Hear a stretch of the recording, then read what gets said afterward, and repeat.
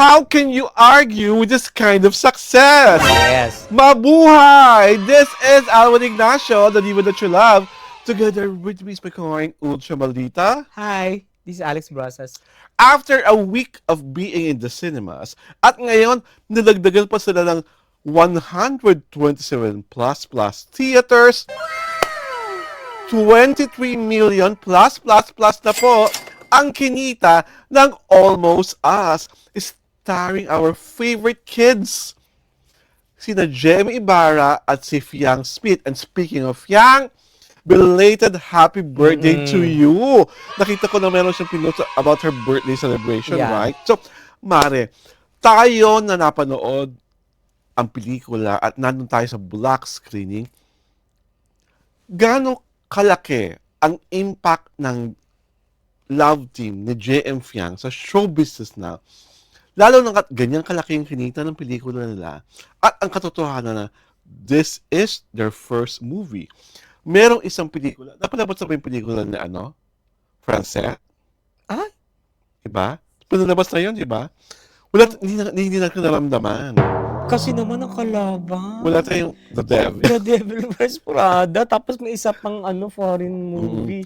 Alam mo yung disaster. Diba? Oh. Ano yun? That's their, after the big success of their 500, after the first big day? success of their the big success of their Metro Manila Film Fest movie, sinugilan sila ulit. Pero biglang napagtanto natin lahat na dapat join na sila sa KD Lex. Maghiwalay na rin. Tigil na yan. Tama na yung linlangan na yan. Yung kalokohan na yan. So, bakit nga ba minahal ng mga tao ang JM Fiang movie na Almost Us? Because they At are... patuloy na minamahal, ha? Oo, because they are genuine.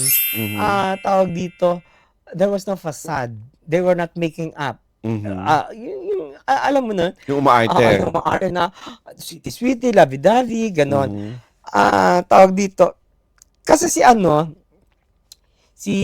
Fiang Smith lalo na, may pagkaluka-luka rin yan eh. Di ba yung parang, di ba yung oy, direct, ba't nandito ka? Mami, kasama mo naman tropa mo. Napilit ka dito, no? Yung parang ganon, yung dialogue niya. Parang out of this world, mga Kasi sabi niya, Mami, kasama mo naman tropa mo. Oo, yung mga ganon. Ganon siya kakaswal. Oo. Ganon. At, kumbaga, she's not filtered. Yun ang maganda sa kanya. I think that's what the reason why everybody loves her. Diba? Ang tagal na nating, kasi most of her predecessors, puro mga pa-sweet, pasok Catherine, sweet na sweet pasok Lisa. Tsaka calculated lahat ng moves. Yes, Ito diba? hindi. Hindi ito. You do not know what to expect. Kita mo nga, kinakagat niya dito si di ba? Yung ganon, yung parang, di ba parang, who will do that? Di ba? And also, I'm happy to report that after this success, may movie na sila. Talaga? Ulit. Under wraps pa yung title, but it's again going to be directed by Dan Villegas. Wow. Under Regal again? Yes. Wow. Oo. Diba? Happy si Rosel. At saka sa success. Tawag dito, it's a good pa-birthday kay Fiang. Kasi before her birthday to di ba? Yes. Tapos nag-birthday lang siya recently. So magandang pa-birthday to sa kanya. Oo. Ibig sabihin, it augurs well for her 20th ba? I think so. Oo, parang 20th birthday. Diba? At nakakatuwa doon, some of the top directors are really praising their movie. Joe Javier Reyes, Skip Away Banda, and now, itong second movie nila under Dan Villegas, I'm sure something that will everyone look forward to. Dahil nga, pero kasi ba nakakatakot lang kasi ang laki-laking success ng Almost Us. Paano katapatan yung success? At anong kwento ang kaabang-abang? Anong magiging anong plot twist, anong bagong kwento, anong papakita what will nila? they offer new? Yes. What they will offer new, what will they offer next after this kind of success? At saka yun tawag dito, biggest challenge nila ang maging big hit ang kanilang first movie. Now, may second movie, yun ang second biggest challenge nila. How to top 23 million plus. Oo, di ba? Yun ang Yun ang pressure talaga. Yun ang pressure. Dapat yung next movie, mga 50 million na. Oo. Diba? Ang dumating na sila sa level ng superstar status, di ba? superstar 100M status. na, gano'n. Pero ang ganda ng nila, ng career trajectory, talagang gumaganon, no? Mm. Parang eroplanong At nakikita mo, taking off. nararamdaman mo. Mm-mm. Di ba? Kasi ito, balik lang tayo sa Francet. Kasi yung Francet, kung talagang sikat na sikat pa, at ganun pa karami ang fans nila, ano mo naman Devil Wears Prada ang kasabay ko?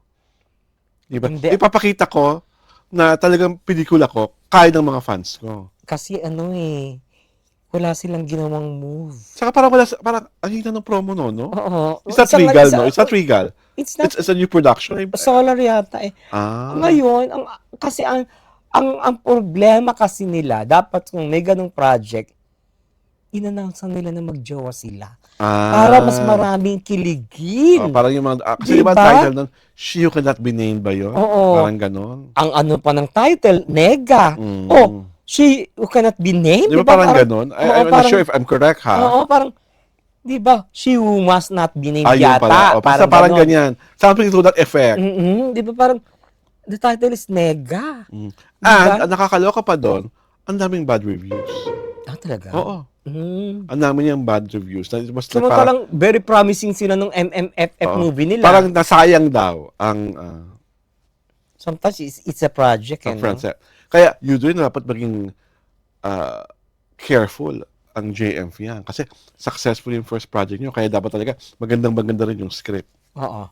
Kasi dapat talunin yung almost as script. Kasi napakaganda nun eh. Oo. You have to tackle it. Well, Dan Villegas is a good writing team. Diba yung writing team niya dito siya na Miguel. So, I'm sure. Saka, what is wonderful kasi, alam na nila lalo kung ano yung strengths nila. So, lalo talagang dun i-concentrate yung pelikula. Ano yung lakas ng mga bata? Ano yung mga taglay nilang agimat na wala ang iba? At saka, ang maganda dito, yung mga bagong generation of love team, may inspire. Yes. Kasi parang JMF yung paved the way para sa bagong generation ng love team, di ba? Sila yung ang kwentas claras doon is at una, dapat tapat kayo. Pangalawa, dapat unfiltered kayo. Pangatlo, dapat mabubuti kayong mga bata. At huwag lalaki ang inyong mga ulo. Oo nga. Diba? Kasi itong dalawang to, I'm sure ecstatic pa sila sa success na to. But when we saw them, diba, wala silang ganun. No air of superiority, no feeling na sikat na kami. So, feeling mo, hindi lalaking ulo ni JM? Well, I can never tell because alam mo naman, you were part of a publicist, of a company who handles some of the biggest stars. At alam naman nating lahat ng artista lumalaki ang ulo. Success really spoils them. Oo. Pero baka si hindi. Well, I just hope that kasi maganda kasi diyan.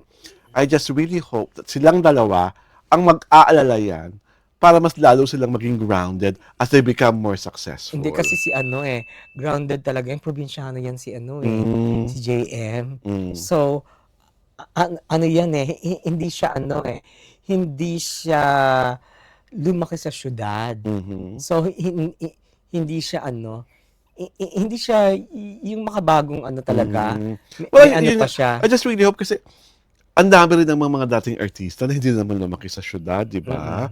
Pero nung sumikat, di ba, naging parang naweng-weng, monsters. So kaya nga dapat, they are surrounded really by people na hindi yes man, yung oo lang na oo sa kanila, yung papangaralan sila, gagabayan sila, na yung papakinggan nila yung wisdom ng mga sinasabi sa kanila. And they also have to really choose their friends, diba, their associations, and then protect each other, guide each other. Kasi hindi naman magiging successful yung JMF yan kung wala silang dalawa.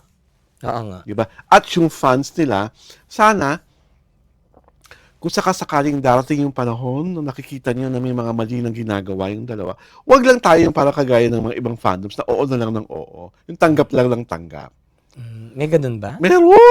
Kung dami mga fans na gano'n, ang dami lang maling ginagawa ng mga idol nila, love pa din. Diba? Like? Ay, ayoko ng pangalan.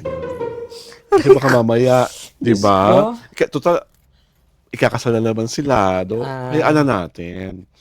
Diba? Ikakasal na? O, diba yun naman ang next in line? Ano ba bang gagawin doon? Diba? Akala ko ang next in line maghihiwalay. Ay!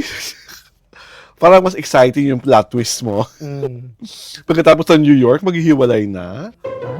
Diba? Di ba may project pa silang isa? Oo nga. Diba? Well, Yung anyhow, Philippines True Trot. well, anyhow, congratulations to the 23 million plus kita of Almost Us and to JM Ibarra and Fiang Smith. Sabi nga, reach for your stars, but still keep your feet on the ground. This is Alwin Ignacio, the diva that you love.